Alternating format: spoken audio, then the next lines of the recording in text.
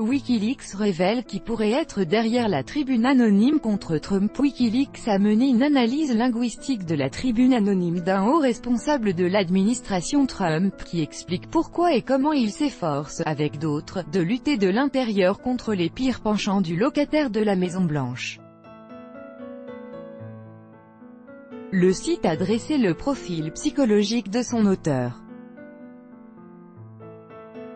Dans un climat de suspicion à la Maison-Blanche, Donald Trump a appelé jeudi soir. Le New York Times a révélé le nom du « lâche » qui a rédigé la tribune anonyme dénonçant son comportement erratique. Or, Wikileaks a pris au sérieux l'appel du président américain et a mené une analyse linguistique du texte. D'après notre analyse statistique du langage utilisé dans la tribune anonyme publiée par The New York Times, l'auteur est susceptible d'être une personne âgée, 58%, conservatrice, 92%, du sexe masculin, entre 66 et 87%, a tweeté le site lanceur d'alerte, tout en conseillant à l'auteur d'étudier plus assidûment la stylométrie et le profilage médico-légal.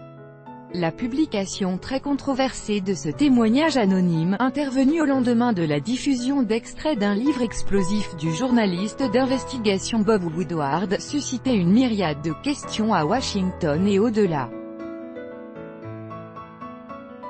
La formulation utilisée par la New York Times, haut responsable de l'administration Trump, est suffisamment large pour laisser libre cours à toutes les interprétations et permettre à chacun de dresser sa liste, jusqu'aux hypothèses les plus farfelues. Rare, la première dame Melania a donné de la voix, dénonçant avec force, dans une réponse écrite à CNN, l'anonymat derrière lequel l'auteur de ce témoignage s'est réfugié. Vous ne protégez pas ce pays, vous le sabotez par vos actes lâches, a-t-elle lancé à l'adresse de ce dernier.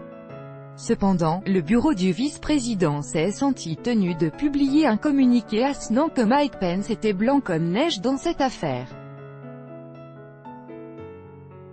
Le vice-président signe les tribunes qu'il écrit, a souligné sur Twitter son porte-parole. The New York Times devrait avoir honte, tout comme la personne qui a écrit cette tribune fausse, absurde et lâche, a-t-il ajouté, assurant que l'équipe de M. Pence était « au-dessus de telles manœuvres ».